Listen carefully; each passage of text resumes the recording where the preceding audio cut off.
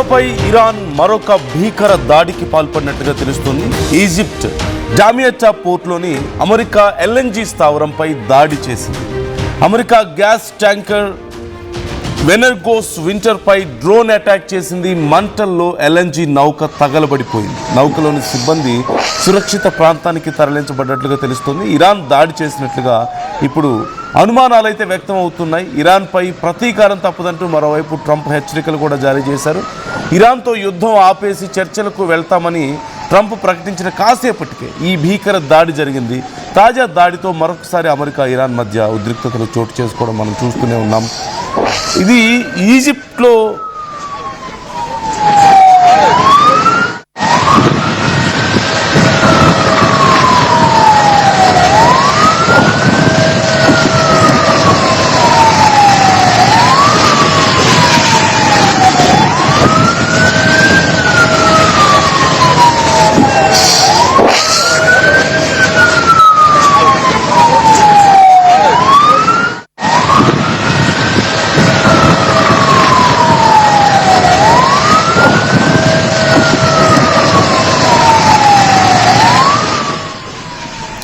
నిన్న జరిగినటువంటి ఘటనకు సంబంధించిన విజువల్స్ మీరు చూస్తున్నారు. అక్కడ వెంటనే ఆ నౌకల్ని దూరంగా తరలించడం మీకు కనిపిస్తుంది.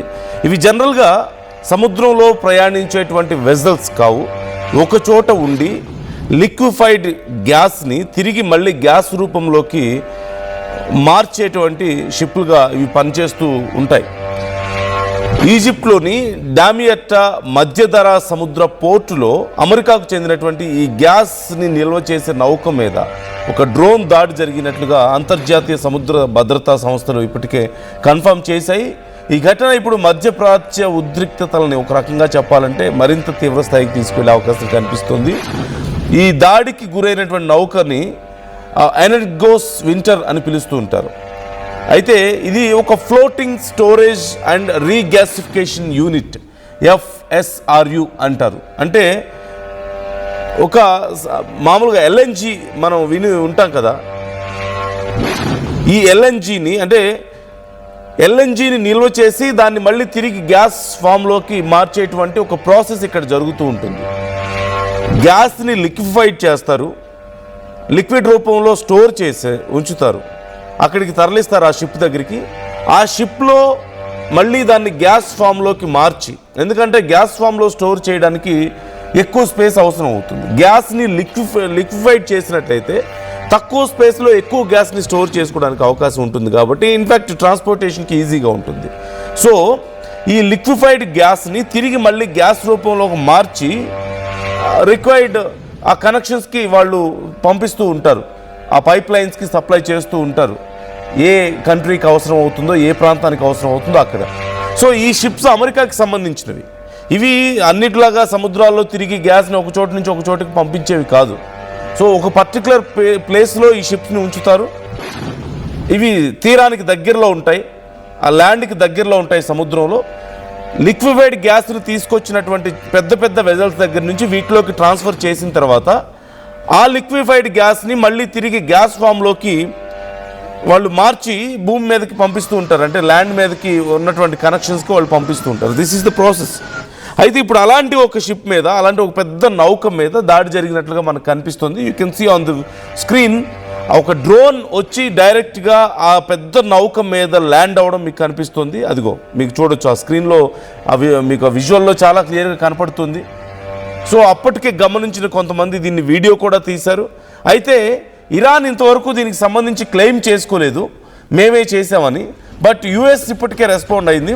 ఒక మీట్లో, ఒక ప్రెస్ మీట్లో ఉన్నప్పుడు ట్రంప్ని అడిగారు, ఇలా ఈజిప్ట్లో మీ షిప్ మీద దాడి జరిగిందట కదా అని చెప్పి అడిగితే, we're going to hit them back harder అంటూ ఆయన రిప్లై ఇవ్వడం మనకు కనిపించింది ఇక్కడ. అంటే ఇప్పటికీ ఇరాన్ కన్ఫర్మ్ చేసుకోకపోయినప్పటికీ యుఎస్ చెప్తోంది ఇది ఇరాన్ చేసిన పనే ఖచ్చితంగా, కాబట్టి మేము మరింత దాడులు చేయడానికి సిద్ధంగా ఉన్నాం అంటూ యుఎస్ ప్రకటించడం ఇక్కడ మనకు కనిపిస్తుంది. బ్రిటిష్ సముద్ర భద్రతా సంస్థలు ఆంబరీ అండ్ వాన్గార్డ్ ప్రాథమికంగా దీనికి సంబంధించి ఒక కన్ఫర్మేషన్ ఇచ్చాయి. ఒక డ్రోన్ లేదా ఒక ప్రొజెక్టైల్ ఈ నౌక మీద దాడి చేసి ఉండొచ్చు అని. It's very clear visual drone దాడి చేసింది అనేది మనకు కనిపిస్తుంది. వెంటనే మొత్తం అగ్ని ప్రమాదం చోటు చేసుకుంది. అక్కడ అగ్ని మంటలు ఒక్కసారిగా చెలరేగాయి. అయితే పక్కపక్కనే 2 పెద్ద పెద్ద నౌకలు ఇలాంటివి ఉన్నాయి. ఇమ్మీడియట్గా ఆ నౌకల్ని సపరేట్ చేశారు. అయితే ఆ నౌకల లోపలి భాగానికి పెద్దగా డ్యామేజ్ జరగకపోవడంతో అతిపెద్ద ప్రమాదం తప్పింది. ఎందుకంటే ఈ నౌకల్లో లిక్విఫైడ్ గ్యాస్ ఉంటుంది. వాటికి కనెక్ట్ చేసి గ్యాస్ పైప్ లైన్స్ ఉంటాయి, గ్యాస్ని పంపించేటువంటి పైప్ లైన్స్ ఉంటాయి. సో ఒకవేళ కనుక ఈ నౌకలు కనుక పూర్తిగా దెబ్బతింటే, పూర్తిగా కనుక డ్యామేజ్ అయి ఉంటే అగ్ని ప్రమాదానికి, అక్కడి నుంచి ఆ ఫైర్ అనేది ఆ పైప్ లైన్స్లోకి ఎంటర్ అయ్యి చాలా తీవ్రమైనటువంటి భయంకరమైనటువంటి నష్టం జరిగి ఉండేది. అంటే ఆ పైప్ లైన్స్ ఎంత దూరం వెళ్తాయో అంత దూరము ఇవి బ్లాస్ట్ అయ్యే అవకాశం ఉంది. చాలా పెద్ద కొన్ని వందల వేల కోట్ల నష్టం జరిగే అవకాశం ఉంది అక్కడ. అయితే ఇలాంటి ప్రొజెక్టైల్స్ని, చిన్న చిన్న డ్రోన్స్ని, ఒక కొద్దిపాటి మిజైల్స్ని సైతం తట్టుకునే స్థాయిలో ఈ షిప్స్ని డిజైన్ చేసి ఉంటారు. ఎందుకంటే చాలా పెద్ద ఎత్తున లిక్విఫైడ్ గ్యాస్ ఉంటుంది. దాన్ని తిరిగి గ్యాస్ రూపంలోకి మారుస్తూ ఉంటారు ఆ లిక్విఫైడ్ గ్యాస్ని. సో ఆ సమయంలో ఎలాంటి అగ్ని ప్రమాదం జరిగినా అది షిప్ మొత్తం వ్యాపించకుండా ఉండేలా ఒకవేళ బయట నుంచి దాడులు జరుగుతాయి. ఎందుకంటే సముద్రాల్లో తిరుగుతూ ఉంటాయి కాబట్టి, ప్రయాణం చేస్తూ ఉంటాయి కాబట్టి, ఒకవేళ పైరట్స్ లాంటి వాళ్ళు దాడులు చేసినా, హస్తగతం చేసుకోవాలని ప్రయత్నించినా అటాక్స్ నుంచి ఈజీగా తనని తాను రక్షించుకోవడానికి ఈ షిప్ని డిజైన్ చేశారు. అంటే ఒక లిమిటెడ్ స్పేస్ వరకు మాత్రమే ఈ దాడులు కాన్సన్ట్రేట్ అవుతాయి, పక్కకి స్ప్రెడ్ అవ్వకుండా ఉండడానికి అవకాశం ఉంటుంది. సో ఖచ్చితంగా దానివల్ల ఇది ఇప్పుడు సేవ్ అయిందని చెప్పొచ్చు. ప్రాణ నష్టం అయితే ఇప్పటివరకు లేదు అంటూ తెలుస్తుంది. అలాగే గాయపడ్డ వాళ్ళు కూడా లేరు. ఈజిప్ట్ అగ్నిమాపక సిబ్బంది అక్కడికి చేరుకొని వెంటనే మంటలను అదుపు చేశారు. నష్టం ఎంత జరిగింది, ఏ స్థాయిలో ఆస్తి నష్టం జరిగింది అనేది కన్ఫర్మ్ చేయాల్సి ఉంది. ఈజిప్ట్ పెట్రోలియం మంత్రిత్వ శాఖ పోర్టులో అగ్ని ప్రమాదం జరిగిన విషయాన్ని ఇప్పటికే ఈజిప్ట్ కూడా కన్ఫర్మ్ చేసింది. అయితే ఇది ఎవరు చేశారు అనే దానికి సంబంధించి ఈజిప్ట్ ఇంకా కన్ఫర్మ్ చేయలేదు. అండ్ దీనికి బాధ్యులు ఎవరు అనేది కూడా ఇప్పటికీ కన్ఫర్మ్ అవ్వాల్సి ఉంది. ఏ సంస్థ కూడా ఇప్పటికీ దీనికి సంబంధించి, ఏ దేశం కానీ ఏ సంస్థ కానీ మేమే చేసామని ప్రకటించుకోలేదు.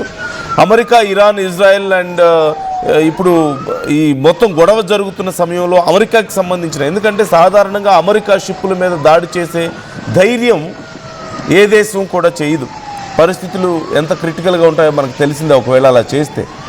అలాంటిది ఖచ్చితంగా ఇప్పుడున్న పరిస్థితుల్లో, అందులోనూ ఈజిప్ట్లో అమెరికాకి సంబంధించిన ఒక పెద్ద నౌక మీద దాడి జరిగింది. అందులోనూ వాళ్ళ గ్యాస్ అండ్ ఆయిల్కి సంబంధించిన నెట్వర్క్స్ మీద దాడి చేసింది అంటే ఖచ్చితంగా అది ఇరాన్ పనే అయి ఉంటుందనే అనుమానాలు ఇప్పుడు బలపడుతున్నాయి. అండ్ ఇరాన్ ఇప్పటివరకు కన్ఫర్మ్ చేయలేదు. బట్ యుఎస్ మాత్రం, ట్రంప్ మాత్రం మేము ఖచ్చితంగా చాలా బలమైన దాడులు చేస్తాం, ప్రతి దాడులు చేస్తాం అంటూ ప్రకటించడం ఇక్కడ మనకు కనిపిస్తుంది. సో ఇప్పుడు ఈ అంశం మరింత తీవ్రం అవబోతుంది. ఓ పక్క చర్చలకు మరొకసారి సిద్ధం అవుదాం అనుకుంటున్న సమయంలో Iran never confirm about discussions, about talks.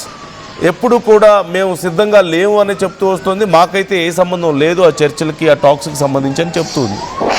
But ఈ యుఎస్ మాత్రం కొంత మరొకసారి వెనక్కి తగ్గాలని ప్రయత్నిస్తున్న ఈ సమయంలో యుఎస్కి సంబంధించిన యుఎస్ షిప్ మీద ఇంత పెద్ద దాడి జరగడం మరొకసారి తీవ్ర ఉద్రిక్తతలకు కారణమయ్యే అవకాశం కనిపిస్తోంది. అండ్ మరిన్ని దాడులు ఇప్పటికే యుఎస్, ఇజ్రాయెల్, ఇరాన్ మీద చాలా తీవ్రమైనటువంటి దాడులకు పాల్పడుతూ ఉన్నారు. ఈ నేపథ్యంలో ఇప్పుడు యుఎస్కి సంబంధించిన నౌక మీద దాడి జరగడం అంటే మరిన్ని దాడులకు ప్రోత్సహించినట్లే అవుతుంది. ఇరాన్లో ఉన్నటువంటి చాలా లక్ష్యాలను ఇప్పటికే ఎయిర్ ఫోర్స్ అటాక్స్తో యుఎస్ మొత్తం కొలాప్స్ చేస్తూ వస్తుంది. అమెరికా, సౌదీ అరేబియా కలిసి ఇరాన్ మద్దతున్నటువంటి ఇరాక్ మిలీషియా స్థావరాల మీద కూడా ఇప్పుడు దాడులు చేస్తున్నటువంటి పరిస్థితి కనపడుతుంది. సో మొత్తం మీద ఈ లాస్ట్ 3 డేస్లో కూడా చాలా తీవ్రమైనటువంటి దాడులు చేస్తూ వచ్చింది యుఎస్ ఇరాన్ మీద. అలాగే వాళ్ళ ప్రాక్సీ గ్రూప్స్ మీద కూడా దాడులు చేయడం మనకు కనిపిస్తుంది. ఈ నేపథ్యంలో మరిన్ని దాడులకు ఇది కారణమయ్యే అవకాశం కనిపిస్తుంది. ఇరాన్ ఇప్పటికే అమెరికా స్థావరాల మీద, సైనిక స్థావరాల మీద చాలా తీవ్రమైనటువంటి దాడులకు పాల్పడడం మనం చూస్తూనే ఉన్నాం. మరోవైపు యుఎస్, ఇజ్రాయెల్ కూడా అదే స్థాయిలో దాడులు చేస్తున్నటువంటి సందర్భం మనకు కనిపిస్తుంది. ఈ పరిస్థితుల్లో ఏం జరగబోతుంది నెక్స్ట్ అంటే మరింత పెద్ద ఎత్తున దాడులు జరగడానికి అవకాశం కనిపిస్తుంది. ఇప్పటికే ట్రంప్ హెచ్చరిక జారీ చేశారు. మరింత ప్రతి దాడులు ఉంటాయి, మరింత తీవ్రమైనటువంటి దాడులు ఉంటాయని కూడా చెప్పడం మనం చూడొచ్చు. మరొకసారి ఆ విజువల్స్ నేను మీకు చూపిస్తాను. ఈ ఇన్సిడెంట్కి సంబంధించి ఇప్పటికే యుఎస్ కన్ఫర్మ్ చేసింది, బట్ ఇరాన్ మాత్రం కన్ఫర్మ్ చేయాల్సి ఉన్న సందర్భం మనకు కనిపిస్తుంది. సో మీ అభిప్రాయం ఏంటి ఈ అంశానికి సంబంధించి? మీ అభిప్రాయాలను కూడా కామెంట్ చేయొచ్చు, మాతో షేర్ చేసుకోవచ్చు. We're going to hitting them very hard అంటూ అమెరికా ఒక ప్రకటన చేసింది. ట్రంప్ చేసినటువంటి ప్రకటన ఇక్కడ మనకు కనిపిస్తుంది. మీరు కూడా మీ అభిప్రాయాలను కామెంట్ చేయండి. ఏం జరిగే అవకాశం ఉంది ఇప్పుడు?